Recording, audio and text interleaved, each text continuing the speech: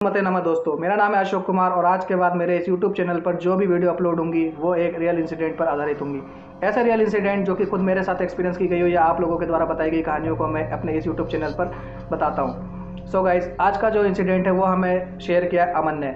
अमन जो कि लखनऊ में रहा करते थे अपनी फैमिली के साथ, और एक इनके अदर रिलेटिव रहा करते थे, इनके जो मामा मामी लगा करते थे वो इनके साथ रहा करते थे। किसी कारणवश इनके फादर के हेल्थ इशू के चलते हुए इन लोगों को लखनऊ से बिलासपुर शिफ्ट होना पड़ा।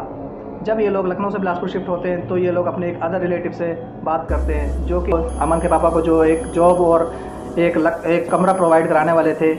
तो अब मैं आपको एक घर का स्ट्रक्चर बताना चाहूँगा जिसमें ये रहा करते थे। अमन ने हमें खुद बताया कि जो घर जो था वो 2 फ्लोर में था, एक ग्राउंड फ्लोर एक फर्स्ट फ्लोर। ग्राउंड फ्लोर में जो है इनके मकान मालिक रहा करते थे, जिसमें कि एक अंकल और एक आंटी रहा करते थे। जो अंकल जो थे बहुत ज़्यादा हनुमान जी को पूजा करते थे, और ऊपर जो ये रहा करते थे इन्होंने बताया कि 3 रूम होते थे। एक रूम में हम रहते थे, बीच वाले में हमारे मामा मामी रहा करते थे, और जो एक अदर सामने इनके जो रूम था उसमें एक अदर किराएदार रहा करते थे।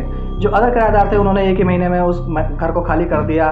पता नहीं, मे भी अदर रीज़न हो सकते हैं। तो अब जो अमन बताते हैं, इन लोगों का कमरा थोड़ा छोटा हुआ करता था और जो इनके सामने जो रूम था वो थोड़ा बड़ा था। तो इन्होंने बड़ा रूम को देखते हुए, और इनके फैमिली में भी 5 मेंबर थे, तो इन लोगों ने क्या करा, सामने है अपने रूम को शिफ्ट करने की सोची। तो इन लोगों ने जब अपना रूम शिफ्ट कर लिया, आराम से बैठे रह गए, तो क्या होता है, उसी रात के बाद इन लोगों की तबीयत धीरे धीरे ख़राब होने लग जाती है। तबीयत भी ख़राब ऐसी होती थी कि इनकी मम्मी के पैरों में दर्द बना रहने लगा। धीरे धीरे करके वो इतना ज़्यादा रहने लगा कि इनकी मम्मी बाद में चल भी नहीं पा रही थी। साथ ही साथ इन्होंने ये भी बताया कि अमन जो थे, इनको अगर ये कुछ भी खाते थे, इनको अगर बिस्कुट बराबर भी इन्होंने कुछ खाया तो इन्हें उल्टी हो जाती थी। जो इन्हें वॉमिटिंग होती थी वो इतनी ही होती थी जितना इन्होंने खाया है। और जो इन्होंने अपने एक सिस्टर के बारे में बताया जो कि इनकी बड़ी सिस्टर हुआ करती थी। इनकी जो बड़ी सिस्टर थी, अगर वो कुछ खाए चाहे ना खाए, लेकिन उन्हें लूज़ मोशन की इतनी शिकायत होने लगी थी कि वो घंटों घंटों भर वॉशरूम में रहा करती थी। सो गाइस, उन्होंने बताया कि धीरे धीरे हम लोगों को ऐसा लगने लगा कि हो सकता है कि हम किसी अदर शहर में अब रहने आए हैं, तो फिर हो सकता है मे बी हमें हवा पानी सूट ना हो रही हो। तो इन्होंने उस नज़रिए से कभी उस चीज़ को नहीं देखा। धीरे धीरे क्या होता है, ये जो इंसिडेंट है ये धीरे धीरे बढ़ने लग जाते हैं इनके साथ, और इनकी हेल्थ में ज़्यादा वो होने लगते हैं। सो अभी ये क्या करते हैं, अमन के जो पापा थे वो इनकी मम्मी को किसी एक बहुत ही फेमस डॉक्टर है यहाँ बिलासपुर में, मैं उनका नाम नहीं लेना चाहूँगा। तो गाइज़, ये लोग उनसे अपना इलाज करवाते हैं। तो ये जो थे, इनकी जो मम्मी जो थी, उन्हें इतने ज़्यादा इंजेक्शन दिए जाते थे, इतने ज़्यादा इंजेक्शन दिए जाते थे कि गाइज़ उनके जो पैरों में था एक निशान टाइप के होते हैं जो इंजेक्शन से भर जाते हैं। तो उतने ज़्यादा निशान बन चुके थे। मे भी बहुत ही लंबा प्रोसेस चलने के बाद में कई सारे ट्रीटमेंट किए गए।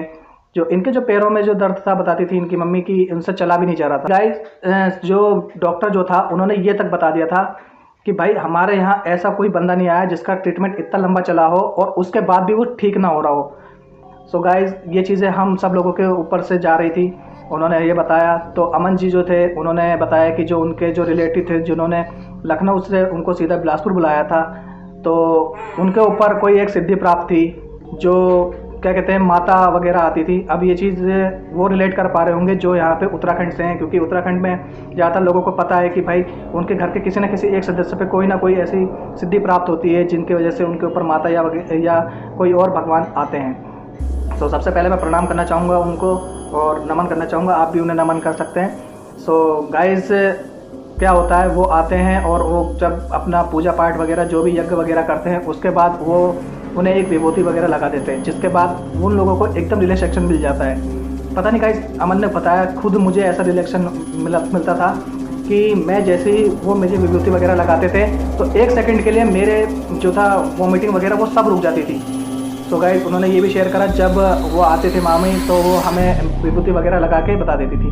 तो गाइस, इनका क्या हुआ, जब भी इनका मतलब सही होने लगा तो कुछ दिनों बाद इन्हें ऐसा होता था कि और ज़्यादा इनके साथ और ज़्यादा तबीयत ख़राब होने लगती थी। तो अमन ने बताया कि जो अमन की जो मम्मी है, उनकी जो मम्मी है यानी कि अमन की जो नानी, उन्हें फ़ोन किया गया। अब उन्हें भी कोई तरीके की सिद्धि प्राप्त थी जिससे उनके ऊपर भी कोई माता वगैरह आती थी। तो उन्होंने वहीं से फ़ोन करके बताया, जो कि पहाड़ों पर रहा करते थे। ठीक, तो गाइस, अमन ने बताया जब उन्होंने उन्हें फ़ोन किया तो उन्होंने ये बताया कि आपके जो कमरा है उसे छोड़ दें जल्दी से जल्दी।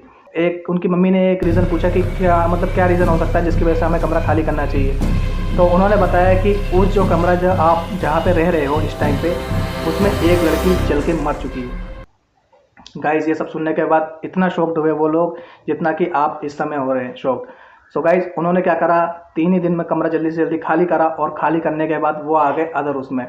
बट जो अमन के पापा थे उन्हें बहुत ज़्यादा गुस्सा आया था इस टाइम पे, क्योंकि जो उनके जो रिलेटिव थे उन्होंने सब कुछ पता होने के बावजूद भी उन्हें उन्हीं घर में कमरा दिलाया था।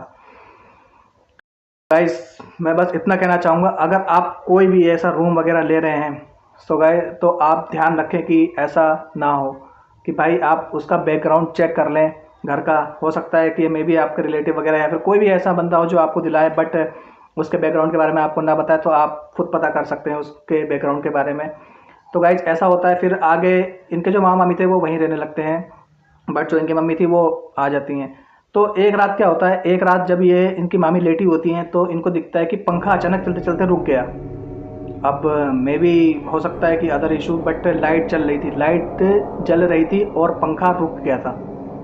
तो गाइज उन्होंने उस टाइम रियलाइज़ किया कि एक एंटिटी जो थी उनके सामने समक्ष उनको दिखी थी। तो कहते नहीं, एक स्लीप पैरालिसिस का अटैक उन्हें आ गया और वो वहाँ से हिल भी नहीं पा रही थी। तो गाइज उन्होंने उस चीज़ को अनदेखा करा और अगले दिन फिर चल गई।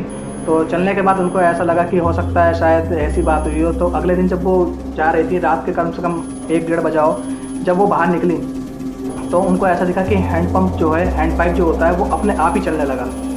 इसके बाद उन्होंने भी वो घर खाली करा और फिर मे बी अदर रीज़न रहे होंगे कि मतलब उन्हें भी पता चल गया था धीरे धीरे कि भाई ऐसी ऐसी घटना घट रही हैं, तो उन लोगों ने घर खाली कर दिया। अब जैसे ही इन लोगों ने घर खाली करा तो गाइस क्या होता है, ये लोग जब अदर किसी घर में रहने लगते हैं तो अमन ने बताया कि जब अमन की पढ़ाई वगैरह सब पूरी हो गई थी उसके बाद उन्होंने एक जॉब करी। अब जहाँ जॉब करी वो भी एक बहुत बड़ी कंपनी है, तो मैं उसका नाम रिवील नहीं करूँगा गाइस। तो अमन जो थे अपने एक दोस्त के साथ ऐसे बैठे हुए थे, तो उन्होंने ये इंसिडेंट ऐसे ही मस्ती मजाक में जब एक दूसरे के साथ शेयर कर ही लेते तो इन लोगों ने शेयर किया। जब अमन ने अपने एक दोस्त के साथ शेयर किया तो उनके एक दोस्त ने एक ऐसी बात बताई जिसको सुनने के बाद आप सभी लोग शॉक्ड हो जाएंगे। अमन ने बताया कि जब मैंने अपने दोस्त से ये बात शेयर करी तो अमन के दोस्त ने बताया कि गाइस कि उस जो घर में था रियल में एक ऐसा ही इंसिडेंट हुआ था, एक लड़की जल के मरी थी। बट वो जो लड़की थी वो जिस तरीके से जल के मरी थी, उन्होंने किसी से लव अफेयर का, तो उसके ही घर वालों ने खुद उसे जला के मार दिया था।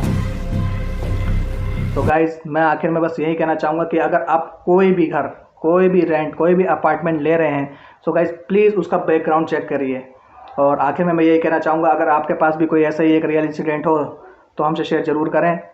मिलते हैं आपसे नेक्स्ट वीडियो में, तब तक जय श्री।